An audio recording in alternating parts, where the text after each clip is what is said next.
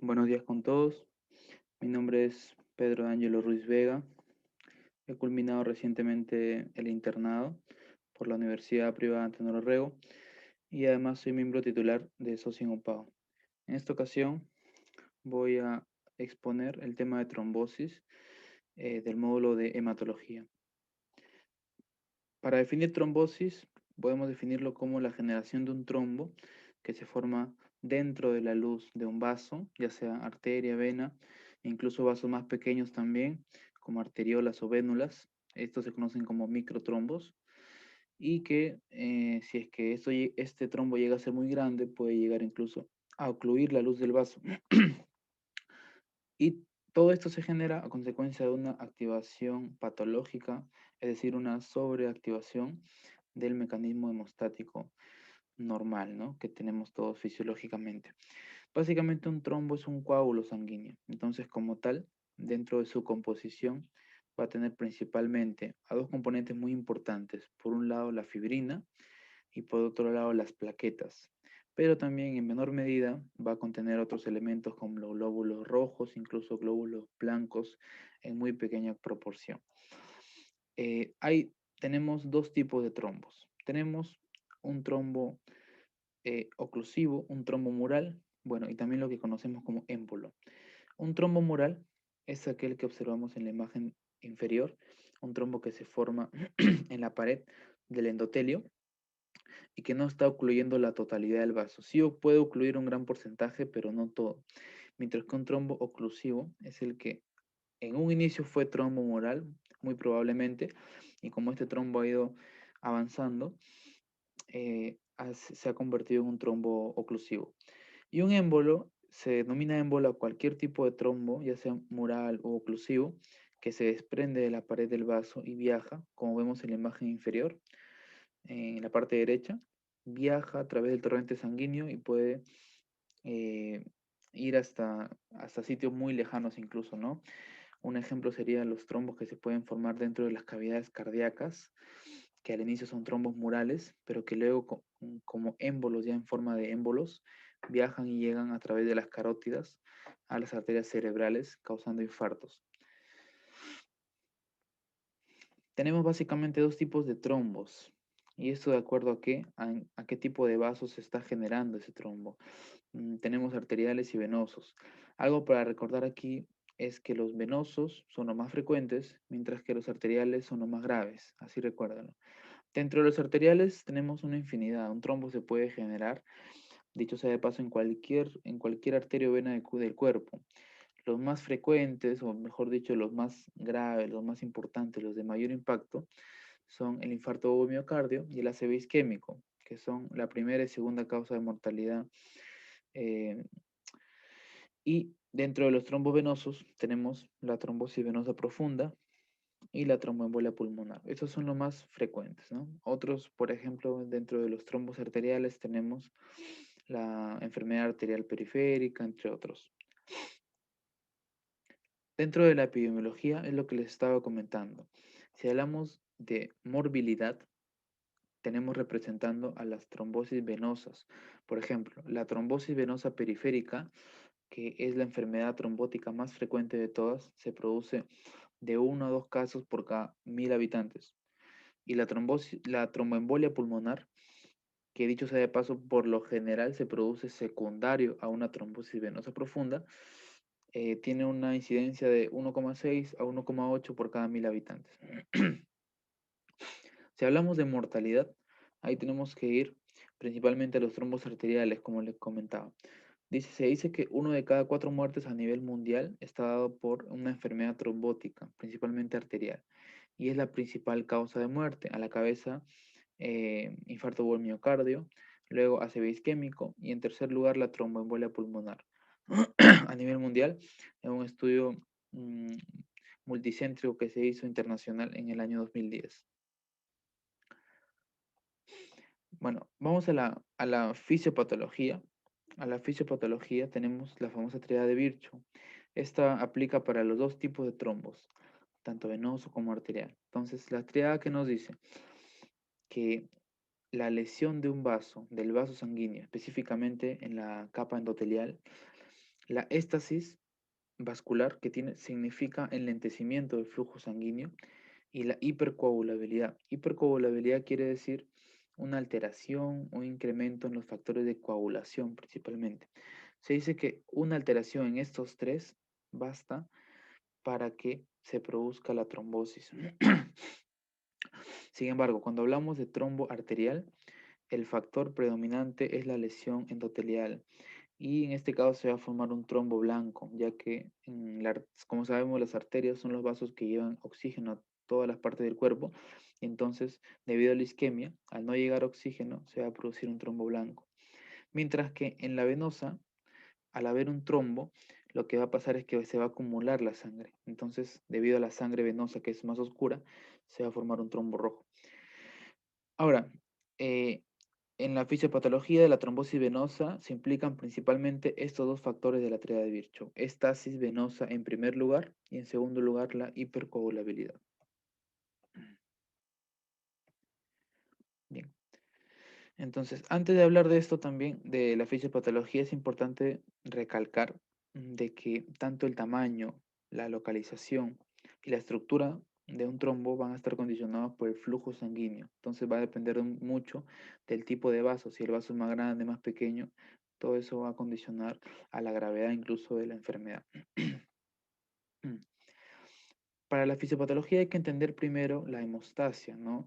Normalmente cuando uno, por ejemplo, tiene un corte, tiene una lesión en el endotelio, en los vasos sanguíneos, o lo más frecuente, ¿no? Uno se corta, por ejemplo, el brazo y va a empezar a sangrar, pero el cuerpo tiene mecanismos para formar un coágulo normal, fisiológico. Dentro de esta hemostasia tenemos dos tipos, la hemostasia primaria y la secundaria. Dentro de la hemostasia primaria hay dos cosas que tienen que recordar. En primer lugar, la vasoconstricción, que es el fenómeno inicial dentro del proceso hemostático, es algo que siempre nos preguntan y siempre hay que recordar. Y en segundo lugar, tanto la adhesión como la agregación plaquetaria, respectivamente. Y dentro de la hemostasia secundaria, aquí entran a tallar todos los factores de coagulación, desde el 1 al 12, por la vía intrínseca y extrínseca, que seguro ya lo conocen, pero no he querido andar mucho en este tema ya que no corresponde aquí, ¿no? Tal vez en otro tema de básicas ya lo van a explicar con mayor detalle. Y en la hemostasia secundaria, pues finalmente se forma el coágulo. ¿El coágulo de qué? De fibrina, que como les dije es el principal componente del trombo. Quiero que entiendan algo. Cuando ustedes se cortan, lo que se forma es un coágulo, no se forma un trombo. Entonces, ¿cuál es la diferencia? De que el coágulo es de un tamaño y de una estructura tal de que tiene como función detener el sangrado y tapar, miren acá en la imagen de arriba, tiene como función tapar esta zona que se ha dañado, nada más. Ahora, cuando este coágulo se hace más grande, ya se conoce como trombo, porque va a empezar a generar consecuencias en los tejidos, consecuencias en los diferentes órganos, y eso ya es algo patológico. Es de eso de que estamos hablando en este tema.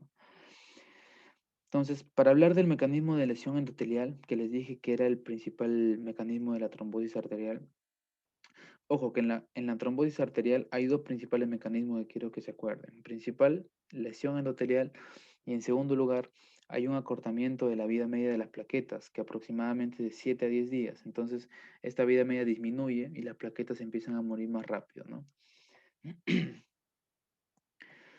Bien, en la lesión endotelial vamos a tener, como vemos acá en esta imagen, una balanza.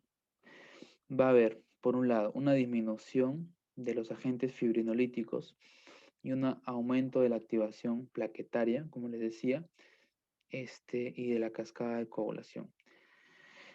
Bien, entonces, normalmente, como les decía, fisiológicamente, vamos a tener plaquetas en la hemostasia primaria, cascada de coagulación en la hemostasia secundaria, pero también todo tiene que tener un balance, una homeostasis. Y normalmente en el cuerpo hay factores fibrinolíticos. ¿Qué significan estos factores fibrinolíticos? Es para que después de que se haya formado el coágulo, se destruya este coágulo, que tenía como función tapar esa zona que estaba sangrando.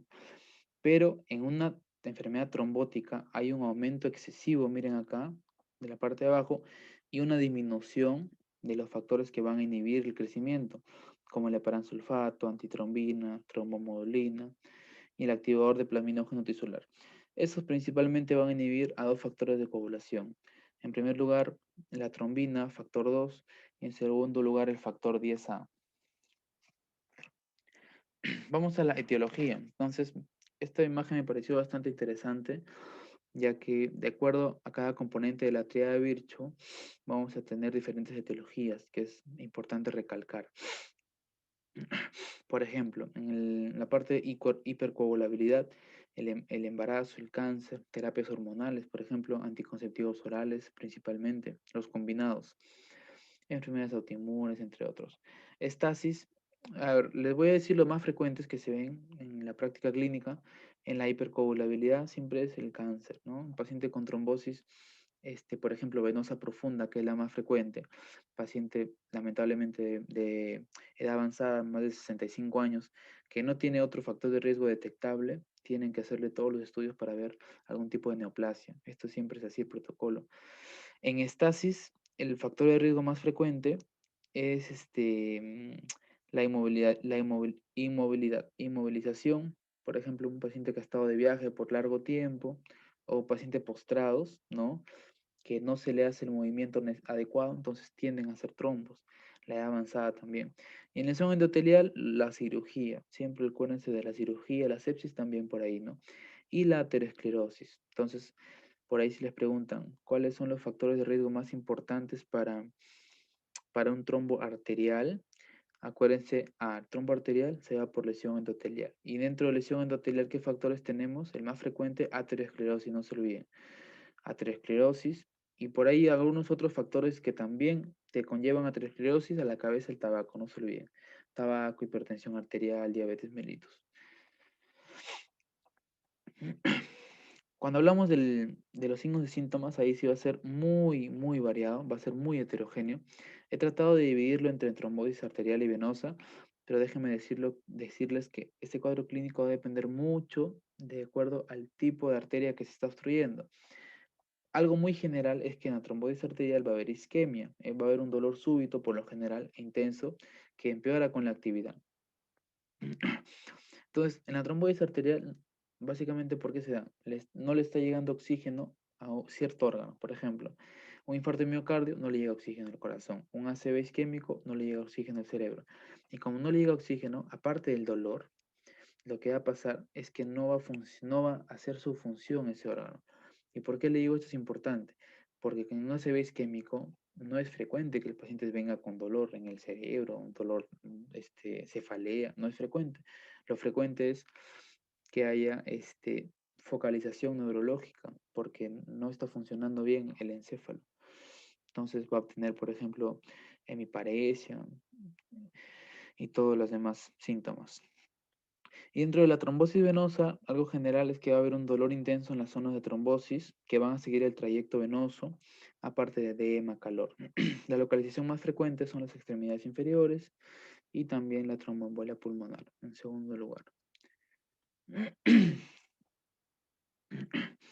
En el diagnóstico pasa algo similar al cuadro clínico, que va a depender mucho de la enfermedad que estemos tratando. He tratado de ser general, pero ya les digo ya de que yo les recomiendo que estudien enfermedad por enfermedad, ¿no?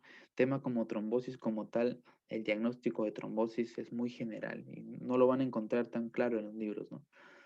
Bueno, de todas maneras, el pilar fundamental, como la gran mayoría de enfermedades, es el cuadro clínico y los factores de riesgo. Entonces, aparte de eso, tenemos que los exámenes de laboratorio van a depender del tipo de trombosis, por ejemplo. Un infarto o miocardio, electrocardiograma, enzimas cardíacas como troponinas, un ACV isquémico, es muy importante la tomografía sin contraste. Si hablamos de trombosis venosa profunda, es muy importante esta enfermedad porque es la enfermedad trombótica más frecuente. Entonces, para la parte clínica se utilizan los criterios de Wells. También se usa el dímero D. No olviden que el dímero D es un marcador fibrinolítico bastante utilizado en la práctica clínica. Es uno de los exámenes de laboratorio más utilizados para la parte de trombosis. Y la ecografía Doppler, que es el gol estándar, ¿no? Por ahora, de la trombosis venosa profunda.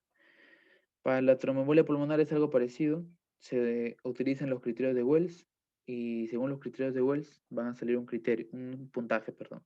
Si este puntaje es alto, más de 6 puntos, más de 6 puntos, perdón, se considera hacer de inicio una angiotomografía pulmonar, que es el gol estándar. Y si es menor a 6 puntos, se realiza un dímero D, ¿no? Como descarte. Finalmente les he querido compartir un artículo de investigación muy interesante debido a la coyuntura que estamos atravesando. Entonces, dice una revisión sistemática y metaanálisis acerca de la prevalencia de enfermedades trombóticas tanto arteriales y venosas en COVID.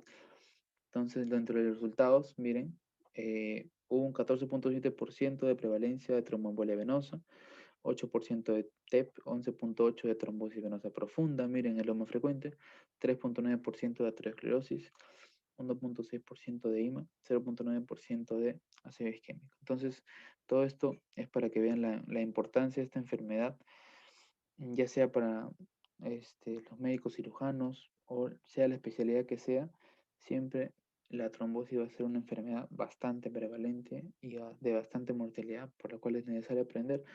Incluso debido a la coyuntura en el COVID, los casos moderados y severos se tratan con anticoagulación, dicho sea de paso. Bien, eso es todo. Espero que les haya gustado. Espero que le hayan entendido la ponencia. Gracias.